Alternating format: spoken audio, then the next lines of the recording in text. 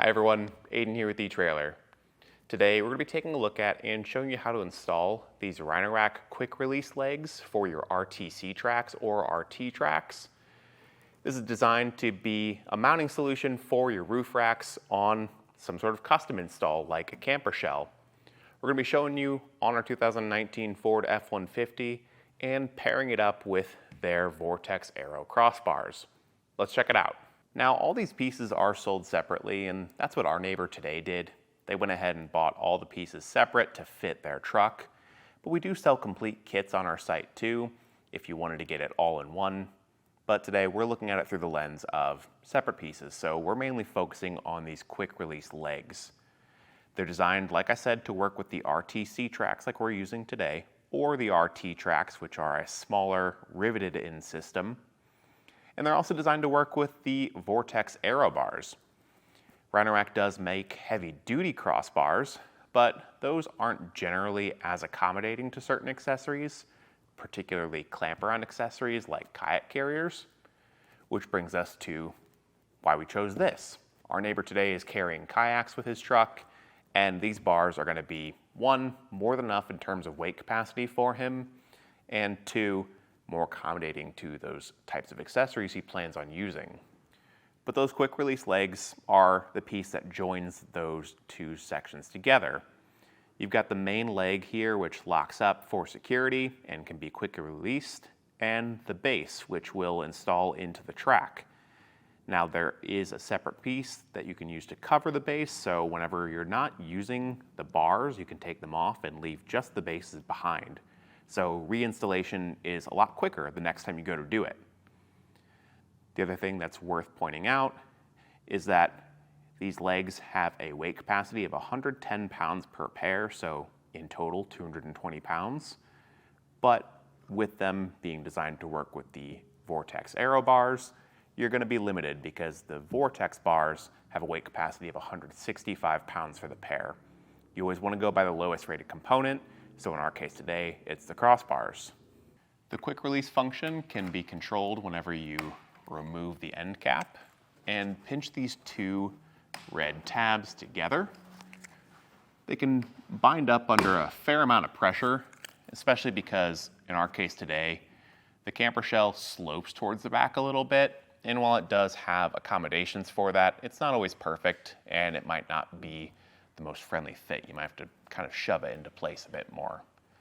But one thing this does accommodate really well is the angle side to side.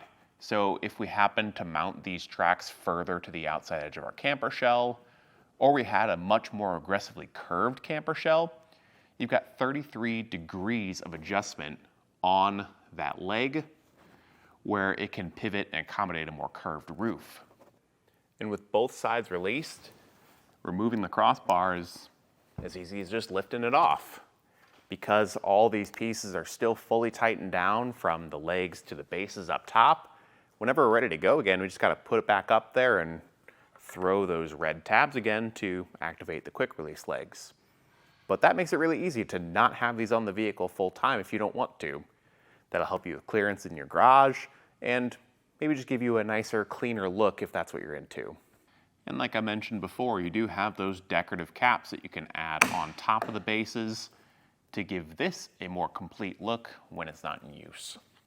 The bases just channel mount into these rails and can be loosened up and slid back and forth along the whole length of the track to accommodate different accessories. So while I have these spread out really far for a kayak, you might put them a bit closer together for something like a rooftop tent. Really, it's just down to you and your needs, but adjusting those is really quick and easy because it's just two pieces of hardware. Now, if you don't have the track system for your camper shell or for your truck bed, you can also find that here at etrailer. I know I mentioned that you can get this in a complete kit, or you can get them separately, so you can find them in various lengths to match your truck bed length. And you can check out our install on this particular truck if you're interested and don't have it already.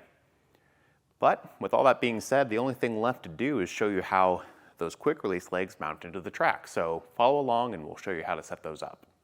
Now for our installation, I'm going to actually start by just installing the weather strip in the top channel of our crossbar. I'm going to start at the very end and just feed it in one side at a time and just sort of pinch it into place. You'll do this going down the whole length of the crossbar, and once you get to the one at the other end, you will need to trim off some of the excess material there. Now once we get to the very end there, I recommend getting something that'll let you make a nice flat cut, like some snips like this, or a sharp utility knife does the trick too.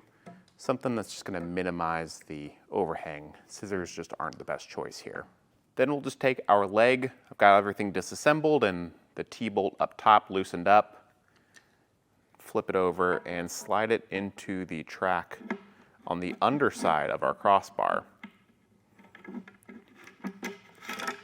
Once that's in, I like to just immediately add my end cap back to the crossbar and lock it in place, because at this point we really don't need access into the channel anymore. And as we transfer this to the roof, it will help us just prevent any accidents of this sliding out and damaging our vehicle. I do know roughly the position I'm going to want this in because the tracks on our camper shell are parallel.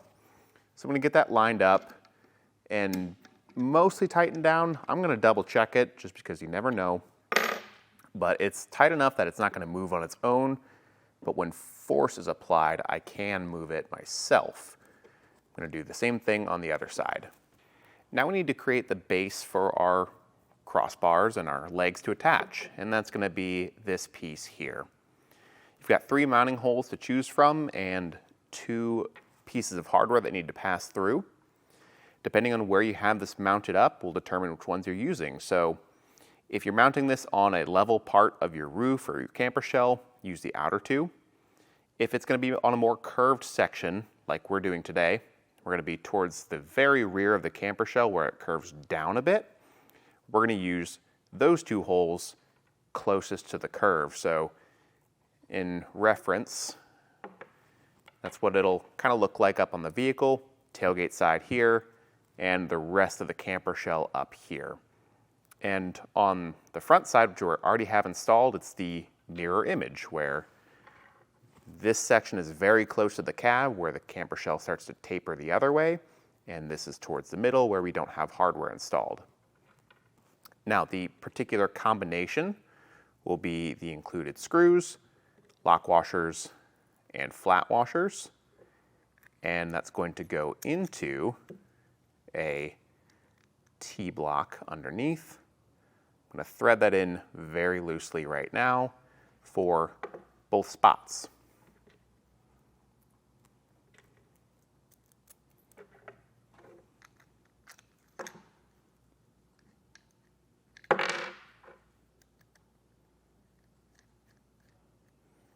The other thing we need to do here, once we've got both of those loosely in place, is add a rubber plug in the unused mounting location.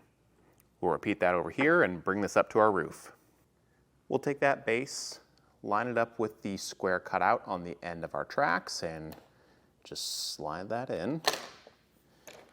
And I want this to be spread pretty far out from the front one. The front one slid pretty much as far forward as it'll go. I'm going to go in just about an inch from that opening where we slid this into. And the reason I'm going so wide with our crossbars is because our neighbor today is using this for carrying kayaks, and having a wider support for those longer boats will be really helpful.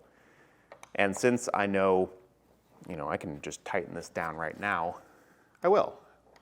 The only thing we really needed to keep loose is the legs for our side-to-side adjustment on the crossbar. So this can be as tight as you want, get that snug down, and we can test fit the bar.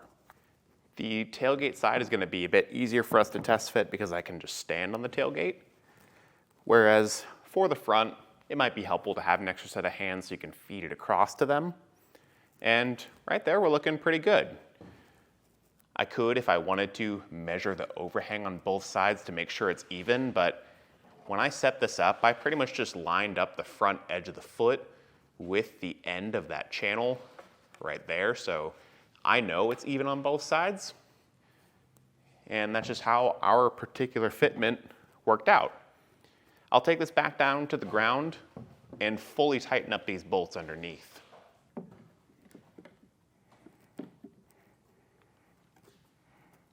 The final thing I'll do down here is put my weather strip in underneath. Now this is a measurement strip. There's little markings on it.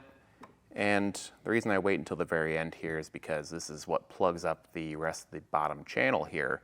And it does need to be cut to length around our leg. So I'll take note of what measurement it's at. And same thing as I did before. Use something to get a nice straight cut. And pop this back in. This step is crucial.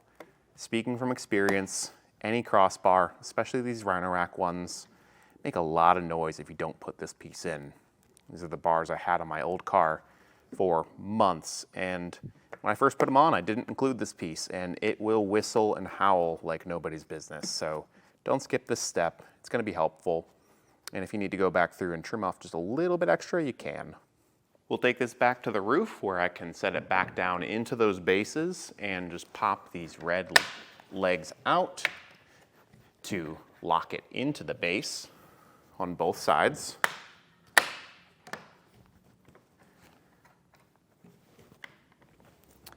And the final piece of our puzzle are the caps at the end.